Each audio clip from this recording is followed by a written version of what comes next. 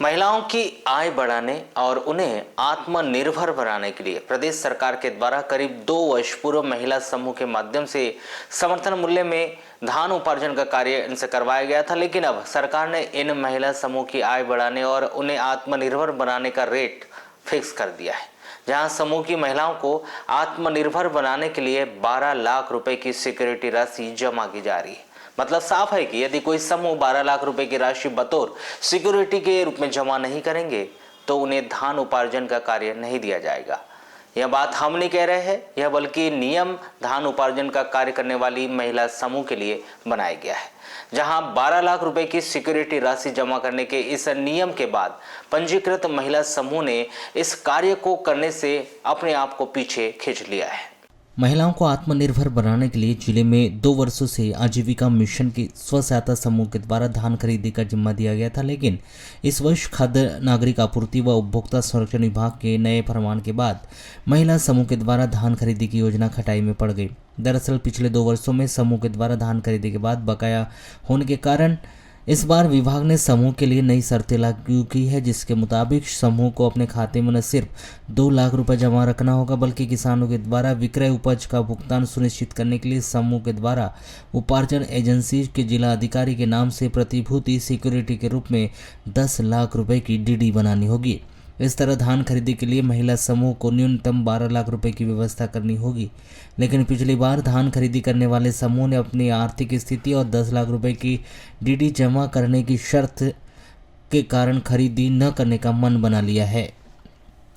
प्रदेश सरकार के द्वारा 2 वर्ष पूर्व महिला समूह से धान की खरीदी करने का कार्य शुरू किया गया था, जहां योजना पहले वर्ष 2021-22 में जिले में 13 महिला समूह ने समर्थन मूल्य पर धान की खरीदी का कार्य किया था।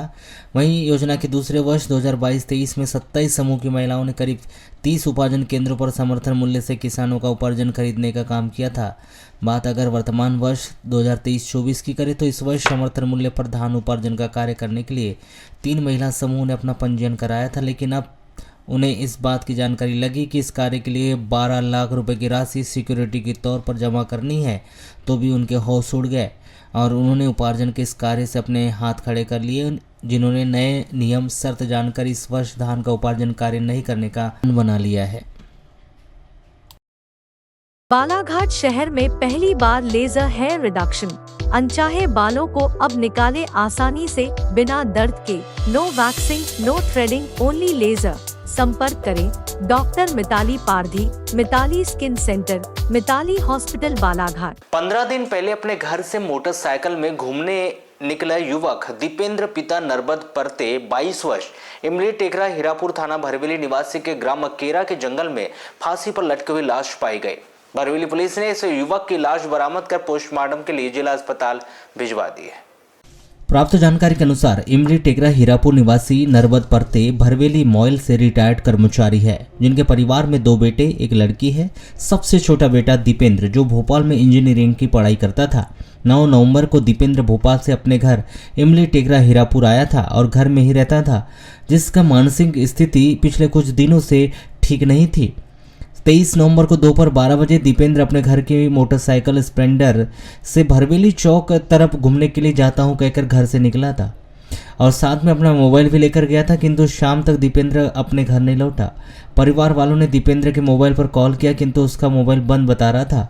परिवार वालों ने दीपेंद्र की भरवेली रिश्तेदारी बैयर, उकवा और उपजर बालाघाट में काफ़ी तलाश की, किंतु दीपेंद्र का कहीं पता नहीं चला। 24 नवंबर की शाम 6 बजे दीपेंद्र के गुम हो जाने की रिपोर्ट उसके पिता नरबत परते के द्वारा भरवेली पुलिस थाने में की गई थी। भरवेली पुलिस ने गुम इंसान 46/2023 कायम किया था। भरवेली पुलिस के द्वारा भी अपने स्तर पर लापता दीपेंद्र की तलाश की जा रही थी। 9 दिसंबर को दोपहर में जब केरा के जंगल में वन कर्मचारी गश्त कर रहे थे, तब उन्होंने जंगल में एक युवक की फांसी पर लटकी हुई लाश देखी। समीप ही एक मोटरसाइकिल खड़ी थी, जिसकी सूचना वन कर्मचारियों ने डायल 100 को दी। डायल 100 के कर्मचारी मौके पर पहुंचे, फांसी पर लटका हुआ शव उन्होंने बरामद किया और पास ही खड़ी मोटरसाइकिल स्प्लेंडर प्लस का नंबर MP 50 MC 6803 को सर्च करने पर यह मोटरसाइकिल राजेंद्र परते के नाम से पाई गई।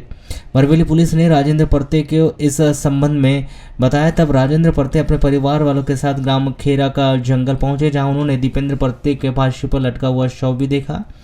राजेंद्र परते के द्वारा की गई रिपोर्ट पर बरवेली पुलिस ने ग्राम केरा का जंगल पहुंचकर मृतक दीपेंद्र परते के फांसी पर लटका हुआ शव बरामद किया और पंचनामा कार्रवाई के पश्चात शव को पोस्टमार्टम के लिए जिला अस्पताल भिजवाया गया है। इस युवक ने किस वजह से फांसी लगाई है, अभी यह पूर्ण रूप से स्पष्ट नहीं हो पाया है। आगे जांच बरवेली पुलिस के द्वारा की जा रही। जिले के मलाजखंड थाने की पाथरी पुलिस चौकी क्षेत्र के अंतर्गत आने वाले बरटोला चीतापाड़ा जंगल की पहाड़ी में एक व्यक्ति का कंकाल पुलिस ने बरामद किया है, जिसकी शिनाख्त काशीराम पिता लामू सिंह कुसरे 45 वर्ष ग्राम देवडोंगरी चौकी पाथरी निवासी के नाम से उसके परिवार वालों ने की। इस व्यक्ति की पहाड़ी की खाई में गिरने से मौत होने की संभावना व्यक्त की जा रही है। प्राप्त जानकारी के अनुसार काशीराम मजदूरी करता था और वह अपने छोटे बेटे के भाई पतिराम कुसरे के घर के बगल में ही अपने मकान में अकेला रहता था।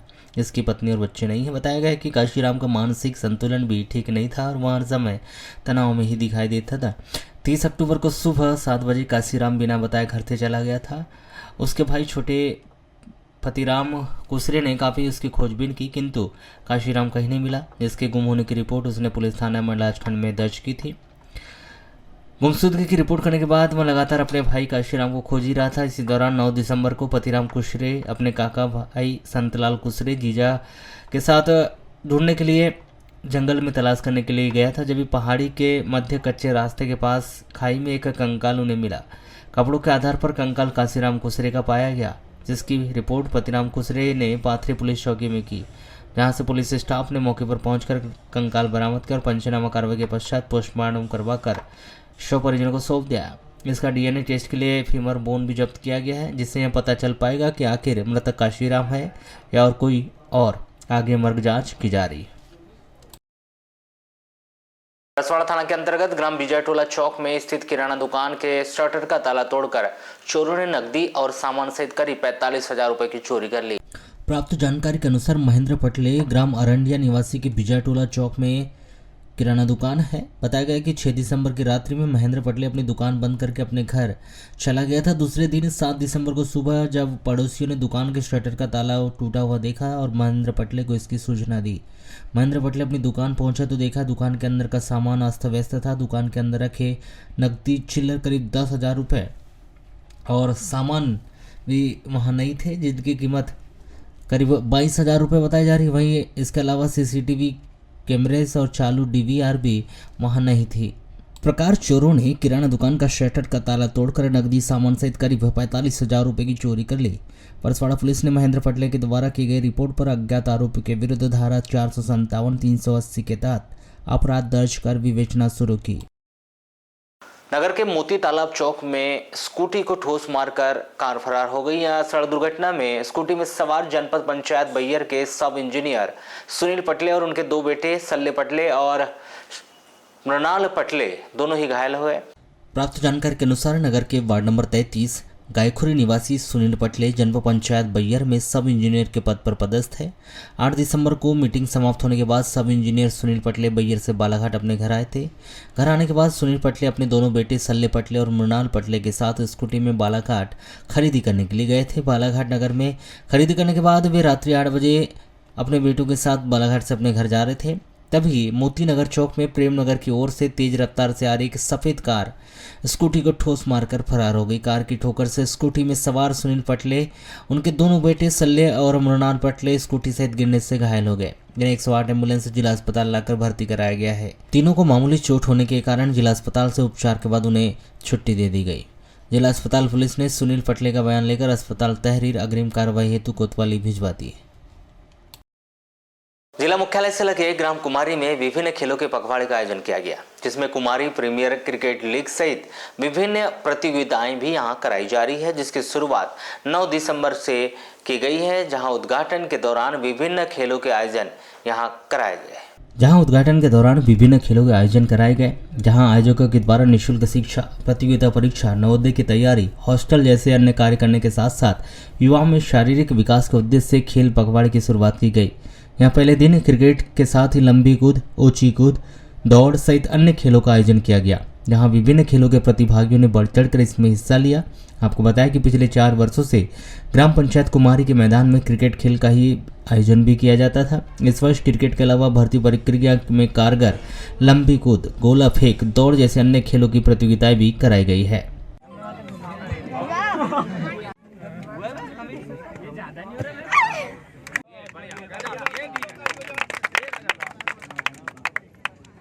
नवमी का सेकंड प्राइज। देखिए, अब जो कुमारी के जितने भी युवा साथी हैं हमारे, वो लगातार क्रिकेट टूर्नामेंट कराते आ रहे हैं और इस बार हमारी बात हुई कि क्रिकेट के साथ साथ कुछ ऐसे खेलों को प्रमोट किया जाए जो बच्चों को कॉम्पिटिटिव एग्ज़ाम, बच्चों के भविष्य बनाने के काम आते हैं। जैसे आप देखते हैं कि 1600 मीटर दौड़, 100 मीटर दौड़, गोला फेंक, लंबी कूद, ये सेना की तैयारी में, पुलिस की तैयारी में, SI की तैयारी में और अन्य कॉम्पिटिटिव एग्ज़ाम की तैयारी में भी काम आते हैं। तो हमने क्रिकेट के साथ साथ उन खेलों को भी शामिल किया है ताकि बच्चे इस ओर आकर्षित हों और बच्चे प्रतियोगिता परीक्षाओं के महत्व को समझें, शिक्षा के महत्व को समझें और शिक्षा के साथ साथ स्वास्थ्य को समझें। तो इन्हीं दोनों कारणों से इस प्रकार का आयोजन का निर्माण किया है। देखिए, हम ना शिक्षा को पुस्तकीय ज्ञान और सरकारी नौकरी तक जोड़ देते हैं, जबकि शिक्षा का मतलब है कि अपने शरीर को स्वस्थ कैसे रखें, इसकी शिक्षा भी है। अपने जीवन का निर्माण कैसे करें, इसकी भी शिक्षा है। बच्चे भविष्य में किन किन परीक्षाओं की तैयारी करें, ये भी शिक्षा है। पुस्तकों के साथ साथ वो अन्य गतिविधियाँ क्या हैं जिससे उनके जीवन में प्रगति होगी, ये भी शिक्षा है। तो शिक्षा ही हमारा उद्देश्य है, लेकिन शिक्षा में पुस्तकीय ज्ञान, सरकारी सर्विस या प्राइवेट सेक्टर में जॉब करने के अलावा खेल भी आता है, स्वास्थ्य के क्षेत्रों में काम करना भी आता है, पत्रकारिता भी आती है और बहुत सारे ऐसे सेक्टर हैं जिन जिन क्षेत्रों में जाकर बच्चा अपना भविष्य बना सकता है, वो सभी क्षेत्र आते हैं। तो हमारा ये खेल हो या स्वास्थ्य संबंधित कार्यक्रम हो या पढ़ाई लिखाई संबंधित कार्यक्रम हो, जीवन के निर्माण संबंधित किसी नौकरी को प्राप्त करना हो, ये सभी हमारे शिक्षा के अंग हैं ताकि हमारे गांव के बच्चे इन बातों को सीखें और अपने जीवन निर्माण में अग्रसर हों। देखिए, लगातार यहाँ पर क्रिकेट का आयोजन इस मैदान पे होता ही रहता था। इस साल जब हमारी चर्चा हुई हमारी टीम की, विशेष रूप से लोकेश जी और अन्य जो वरिष्ठ हमारे साथी हैं उनसे, तो सभी का एक आइडिया आया कि इसको एक पॉजिटिव वे में और आगे बढ़ाते हैं, जिससे सिर्फ युवा साथी ही नहीं जो क्रिकेट खेलते हैं सिर्फ वही ना जुड़े, बल्कि पूरे गांव के सभी लोग, महिलाएं, बुजुर्ग, बच्चे, सभी इसमें किसी न किसी तरह से अपनी प्रतिभागिता दें, प्रत्यक्ष या प्रत्यक्ष रूप से। इसलिए क्रिकेट के साथ साथ आज जिस प्रकार हम देख रहे हैं, आज पहले दिन में अन्य खेलों का भी आयोजन किया गया है। इसी के साथ जैसे सर ने अभी आपको बताया कि महिलाओं के लिए एक विशेष दिन है, बुजुर्ग महिलाओं के लिए, बुजुर्गों के लिए विशेष दिन है। इस प्रकार से सभी को हमने शामिल करने की, एक सूत्र में पिरोने की कोशिश की है। राष्ट्रीय विधिक सेवा प्राधिकरण नई दिल्ली व राज्य विधिक सेवा प्राधिकरण के निर्देश के अनुसार तथा माननीय प्रधान जिला एवं सत्र न्यायाधीश अध्यक्ष जिला विधिक सेवा प्राधिकरण दिनेश चंद्र थपलियाल के कुशल मार्गदर्शन में शनिवार को 2023 के आखिरी नेशनल लोक अदालत का आयोजन किया गया, जिसमें 1230 प्रकरण में 3,01,62,399 रुपए का अवार्ड पारित किया गया। आपको बता दें कि 9 दिसंबर को आयोजित नेशनल लोक अदालत में प्रधान जिला व सत्र न्यायाधीश दिनेश चंद्र थपलियाल के द्वारा जिला न्यायालय बालाघाट में लोक अदालत के आयोजन के दौरान भ्रमण कर मौके का अवलोकन किया गया। लोक अदालत में अनेकों ऐसे परिवार को पुनर्वासित किया गया और अनेकों पक्षकारों को विभिन्न छूटों का लाभ देते हुए लंबे समय से चले आ रहे लंबित मामलों का भी बड़ी संख्या में निराकरण कर सफल लोक अदालत आयोजित की गई। साथ ही जिला न्यायालय परिसर में स्वास्थ्य परीक्षण शिविर का भी आयोजन किया गया, जिसमें पक्षकारगण, अधिवक्तागण और कर्मचारीगण का स्वास्थ्य परीक्षण कर दवाइयों का भी वितरण किया गया। वर्ष 2023 की आज की आखिरी लोक अदालत में कुल 22 खंडपीठों का गठन किया गया था। इन 22 खंडपीठों में प्री लिटिगेशन, जिसमें बैंक रिकवरी के केस, विद्युत के मामले, जलकर के मामले, संपत्ति कर के मामले, कुल 6,473 प्रकरण रेफर किए गए थे, जिसमें से 705 प्रकरणों का निराकरण हुआ और इन प्रकरणों में कुल 77,07,550 रुपए की रिकवरी हुई है और 718 व्यक्ति लाभान्वित हुए हैं। इसी प्रकार से न्यायालयों में जो लंबित प्रकरण हैं उनमें कुल 3,363 प्रकरण रेफर किए गए थे और कुल 525 प्रकरणों का निराकरण हुआ, जिसमें 2,50,04,398 रुपये का अवार्ड पारित किया गया है और कुल 1502 व्यक्ति लाभान्वित हुए हैं। इस प्रकार इस साल की आखिरी लोक अदालत भी बहुत ही सफल रही है। लोगों ने उत्साहपूर्वक आज की लोक अदालत में हिस्सा लिया और जो लोग लाभान्वित हुए हैं उनको शुभकामनाएं प्रदान करते हैं पूरे न्यायिक परिवार की ओर से, और लोगों से ये अपेक्षा करते हैं कि अधिक से अधिक लोग लोक अदालत के माध्यम से प्री लिटिगेशन के प्रकरण और न्यायालय में लंबित प्रकरणों का निराकरण कर लाभान्वित हुए और हमेशा हमेशा के लिए अपने प्रकरणों को समाप्त कर सुखमय जीवन व्यतीत करें। सर, एक गंभीर मामला। इसी तरह नेशनल लोक अदालत के अंतर्गत राष्ट्रीय उपभोक्ता आयोग व मध्य प्रदेश राज्य उपभोक्ता आयोग के निर्देश पर जिला उपभोक्ता आयोग बालाघाट के अध्यक्ष श्री श्यामाचरण उपाध्याय के मार्गदर्शन में नेशनल उपभोक्ता लोक अदालत का आयोजन किया गया। जिला उपभोक्ता आयोग बालाघाट के द्वारा अधिवक्ताओं और उपभोक्ताओं की उपस्थिति में 10 प्रकरणों में 63 लाख रुपए के लगभग राशि का वितरण उपभोक्ताओं को चेक के माध्यम से कराया। आपको बता दें कि बालाघाट के इतिहास में पहली बार जिला उपभोक्ता आयोग के द्वारा इतनी बड़ी राशि उपभोक्ताओं को नेशनल लोक अदालत के माध्यम से वितरित की गई। उपभोक्ताओं के द्वारा आज के नेशनल लोक अदालत के माध्यम से प्राप्त राशि से हर्ष व्याप्त भी है। आज जिला उपभोक्ता आयोग बालाघाट में नेशनल लोक अदालत के अंतर्गत उपभोक्ताओं एवं अनावेदकों के बीच प्रकरणों का निपटारा किया गया। सर्वप्रथम पूज्य महात्मा गांधी की फोटो के समक्ष दीप प्रज्वलित कर कार्यक्रम की शुरुआत की गई। विभिन्न प्रकरणों में आपसी समझौते के आधार पर आज नेशनल लोक अदालत के माध्यम से निपटारा किया गया। आज नेशनल लोक अदालत के माध्यम से जिला उपभोक्ता आयोग में आपसी समझौते के आधार पर विभिन्न प्रकरणों में निपटारा किया गया। लगभग 70 लाख रुपए के आसपास उपभोक्ताओं को राशि के चेक वितरित किए गए। निश्चित रूप से ये बालाघाट में प्रथम बार जिला उपभोक्ता आयोग में इस तरह की पहल लगभग 70 लाख रुपए के आसपास की गई है, जिससे उपभोक्ताओं में हर्ष व्याप्त है।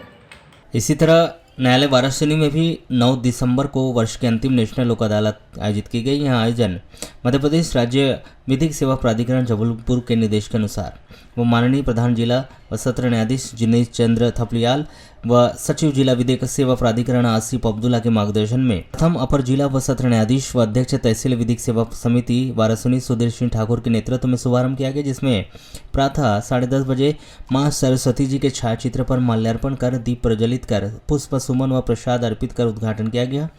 नेशनल लोक अदालत में न्यायालय वाराणसी में कुल 6 खंडपीठों का भी गठन किया गया, जिसमें कुल 174 प्रकरणों का निराकरण कर 1,18,55,404 रुपये अवार्ड पारित किया गया।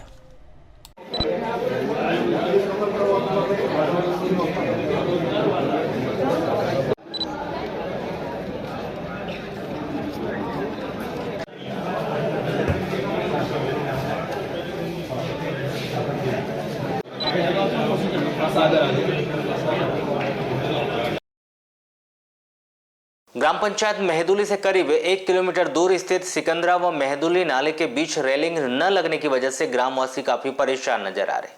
ग्रामवासियों का साफ तौर पर कहना है कि नाले में अगर रेलिंग नहीं लगी तो निश्चित ही यहां कभी भी बड़ा हादसा घटित हो सकता है। आपको बताया कि थानेगांव मार्ग से एक बाईपास मार्ग निकलता है जो सीधे मेहदुली होते हुए देवगांव व गर्रा के साथ ही रामपाली पहुंच मार्ग है, मगर मार्ग पर एक नाला भी पड़ता है, जिसकी वजह से जब भी पानी यहां आता है तो इस नाले में पानी का बहाव तेज हो जाता है। ऐसी दशा में न तो नाले पर रेलिंग है ताकि ग्रामीणों को पानी होने पर किसी प्रकार की राहत मिल सके। ऐसी स्थिति में नाले पर रेलिंग का होना अनिवार्य है, इसकी वे मांग भी करते हैं। ये बरसात के दिनों में जब बाढ़ आ जाती है तो ये पुल के ऊपर से पानी जाता है। ये रेलिंग अगर बन जाती है तो थोड़ा लोगों को राहत रहेगी। कई लोग गिर भी जाते कहते हैं। नहीं, ऐसी संभावना तो खैर अभी नहीं आई है, बाकी सुनाई पड़ा है खतरा बना रहता है। ऐसे निकलते हैं तो आप लोग ये बरसात में रेलिंग चाहिए, इसमें बरसात के हिसाब से रेलिंग चाहिए, रेलिंग होना चाहिए। अच्छा, इसके अलावा भी कई दुर्घटनाएं होती हैं कहते हैं। हाँ, दुर्घटना हो रही है ना, इसमें कटाव ज़्यादा हो रहा है इधर आजू बाजू से पानी। झारखंड के कांग्रेस राज्यसभा सांसद धीरज प्रसाद साहू के घर पर आयकर विभाग की छापामार कार्रवाई के दौरान मिले 200 करोड़ रुपए मामले को लेकर शनिवार को भारतीय जनता पार्टी के द्वारा स्थानीय काली पुतली चौक में विरोध प्रदर्शन कर कांग्रेस पार्टी और सांसदों पर गंभीर आरोप लगाकर कार्यवाही की मांग कर भ्रष्टाचारी कांग्रेस का पुतला दहन किया और जमकर नारेबाजी कर ऐसे भ्रष्टाचारियों पर कार्रवाई करने की भी मांग की। आपको बताएं कि झारखंड से कांग्रेस के राज्यसभा सांसद धीरज साहू से जुड़े ठिकानों पर इनकम टैक्स की छापेमारी में भारी मात्रा में नकदी बरामद की गई है। छापेमारी के दौरान इतना कैश मिला है कि बैंक तक ले जाने के लिए ट्रक की जरूरत पड़ी।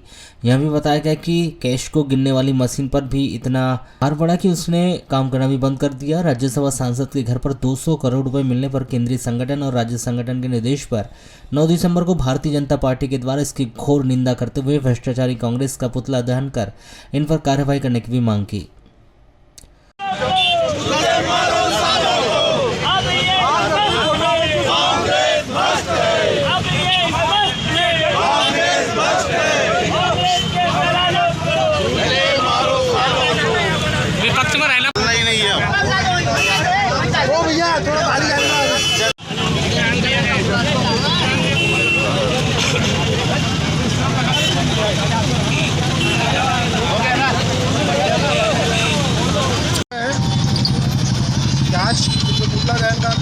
भारतीय जनता पार्टी के परिवार के द्वारा जो रखा गया, एक बात स्पष्ट हो गई है कि धीरज साहू जो 2 बार लोकसभा की टिकट कांग्रेस ने उनको दी थी और 2 बार वो लोकसभा में हार चुके थे, उसके पश्चात पुनः उन्हें राज्यसभा सांसद बनाया गया। अब यह स्पष्ट हो चुका है कि उन्हें राज्यसभा सांसद क्यों बनाया गया। राज्यसभा सांसद जहाँ तक हम देख रहे हैं, चाहे हम इसके पहले की कोई भी कार्रवाई पे बात करें, आज यह कार्रवाई जो हुई है यह सबसे बड़ी कार्रवाई होने जा रही है। 250 से 300 करोड़ रुपए एक राज्यसभा सांसद के घर में निकलना, इससे स्पष्ट हो चुका है कि कांग्रेस ने पुनः उन्हें राज्यसभा सांसद बनाया। स्पष्ट हो चुका कि वो भ्रष्टाचारियों के साथ कांग्रेस चल रही है। सकल वैश्य महासभा वाराणसी के द्वारा 9 दिसंबर को एसडीएम कामिनी ठाकुर को मुख्यमंत्री मध्य प्रदेश शासन के नाम एक ज्ञापन सौंपकर 7 दिसंबर की रात रामपायली मेले में हुई दर्दनाक हत्या का आक्रोश व्यक्त कर कठोर कार्रवाई करने की मांग की गई। इस दौरान समाज के लोगों के द्वारा हाथों में काली पट्टी बांधकर इस घटना की निंदा कर अपना आक्रोश व्यक्त भी किया गया। उन्होंने ज्ञापन सौंपने के दौरान बताया कि जो 7 दिसंबर की रात्रि में तीर्थ स्थल रामपायली के मेला क्षेत्र में जो दर्दनाक घटना कारित की गई है, इससे संपूर्ण तहसील सहित जिले में सर्व वैश्य व सकल समाज में तीव्र आक्रोश व्याप्त है। इस ज्ञापन के माध्यम से वे सभी शांतिप्रिय नागरिकों से मांग की कि घटना के आरोपी को भारतीय दंड विधान के अनुसार कठोरतम दंड देने के लिए फास्ट ट्रैक गति से मामले की सुनवाई की जाए व पीड़ित परिवार और सकल समाज को सुरक्षा का एहसास दिलाया जाए।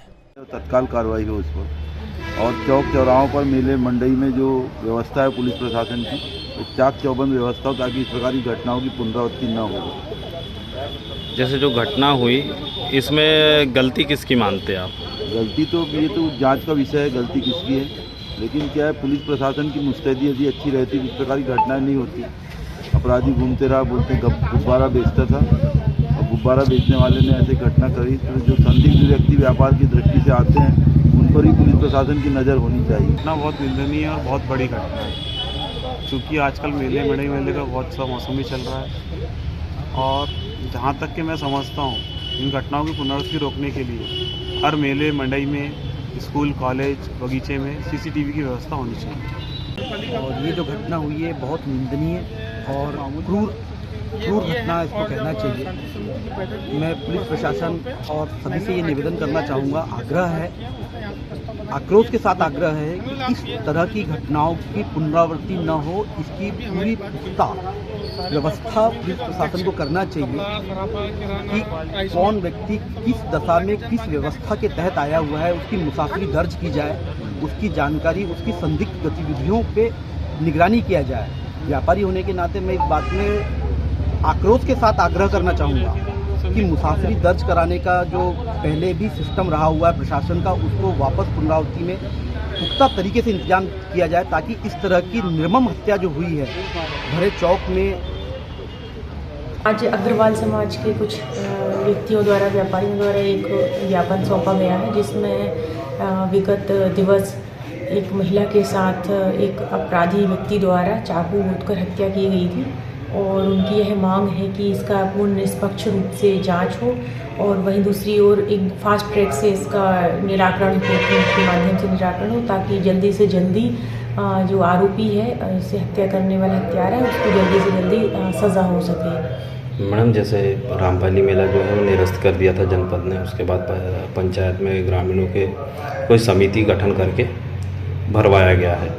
इस और प्रशासन का जो आदेश है उसके उल्लंघन पर क्या कार्रवाई की गई है? बिल्कुल, इसकी हम जांच करवाएंगे। जिस किसी के समिति के द्वारा जो अवैध तरीके से समिति बनाई गई है और इस तरीके का आयोजन किया गया, उसके नियमानुसार कार्रवाई करेंगे।